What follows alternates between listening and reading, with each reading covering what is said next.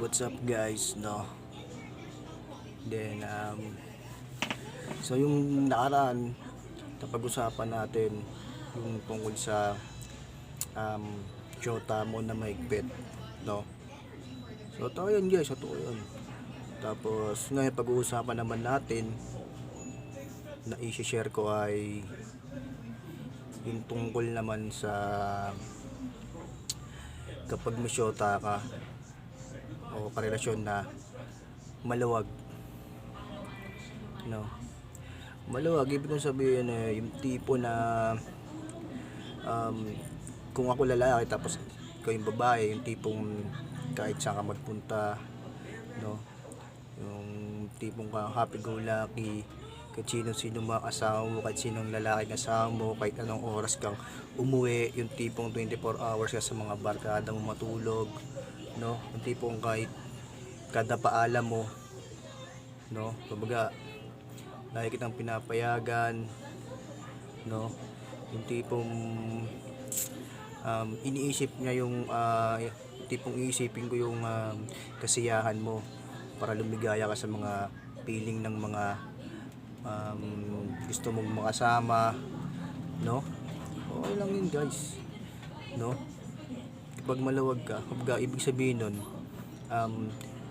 kumbaga inalagaan mo doon yung yung pinaka happiness nung isang tao, no? Yung tipong karelasyon mo, no? Ay yung pinangangalagaan, yung pinaka happiness, no?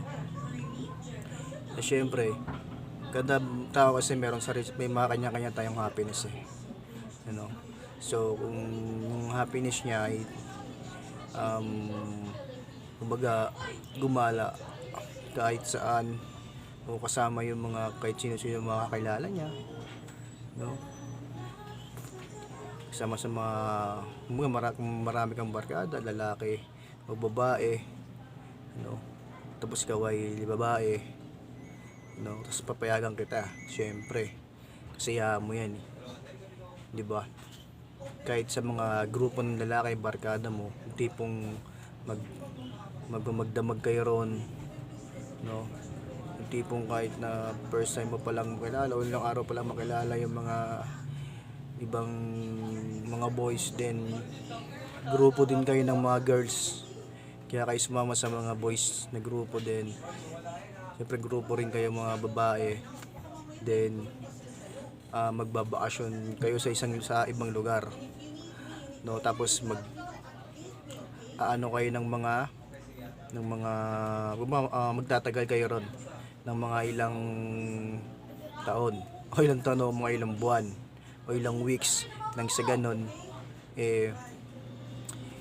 mandyan yung pinaka bonding, di ba? Okay lang naman yun kasi happiness ng happiness ng babae yun, di ba? Wala kung sino gusto mong kasama, kung ano yung ginagawa sa mismong pinupuntahan nyo, no? Diba? Kahit na siguro magyakapan kayo doon, no? Magarutan kayo doon, no? Mag-inuman kayo ron, no? Diba? Okay lang yun guys, no? Kasi kapag sa tiwala naman ng isang lalaki, pag may tiwala rin ng isang lalaki sa babae, hahayaan niya yung isang babae na gawin yung mga bagay-bagay na gusto niya kahit wala yung lalaki, no? Kasi merong pagkakataon na na gusto mo pag-isa ng isang tao na hindi kasama yung jowa niya, no? Bilang part ng pagkatao niya, no? Meron naman na kahit part ng pagkatao yung ginagawa niya ay kasama yung jowa niya, no? Ayun yung pinaka dyan. Kahit sino yung mga kasama niya, kahit sinong lalaki, okay lang yun, okay lang. Ayun naman kayo magdamag. Pero syempre hindi lang sa isang babae, syempre may mga kasama rin siya. So marami yung mga boys, may mga groupings din na mangyayari doon, no? Ayun, syempre ako kahit di ko nakikita, talagang may tiwala ako sa kanya. Kumbaga di ko naisipin kung ano yung pinaka-status siya, pinakalagay doon, basta kasi masaya siya doon eh. Tsaka isa pa, malaki na siya, 'di ba?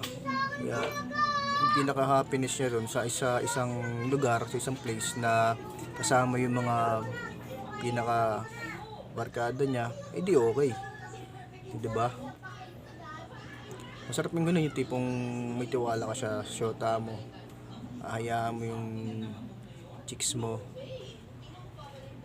no? Tipong hayaan mo yung chicks mo na makipagkasiyahan sa mga boys. 'Di ba? Okay lang 'yun. 'Di ba? Siguro naman di naman maglalandi yung syota mo doon kasi loyal naman sa iyo 'yun eh. 'Di ba? Loyal naman sa iyo 'yun eh. Hindi maglalandi yung chicks mo kung loyal sa iyo talaga 'yun. 'Di ba? Oh. Ngayon ito 'yan. Paano kung gumawa ng kalokohan yung chicks mo doon? Eh di kung gumawa man siya ng kalokohan, no? Kahit na hindi siya gagawa ng kalokohan yung chicks mo doon, no, o sabihin natin gagawa siya ng kalokohan ba, may paglandian, may paghalikan doon, o may nagugustuhan siya doon na lalaki, eh, nasaan niya na yun. Siguro naman hindi naman agad basta-basta bibigay yun. Kumbaga, unang kakilala pa rin sa lalaki o matagal lang kakilala ng lalaki, hindi naman siya may pagsiping agad doon eh. Siyempre, babae, chicks, may mga ano rin yan, may mga delikadesa rin yan, may mga privacy rin yan sa buhay nila. Kumbaga may pinakaingatan din niyang dignidad kahit pa paano, no? Di ba? Di paano kung paano kung tinanong kanila, paano nga kung sakaling may mangyari, kung may mangyari man, di wala na tayo doon, nasa babae na lang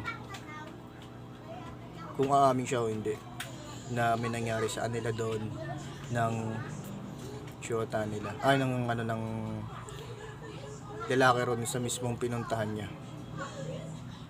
di ba?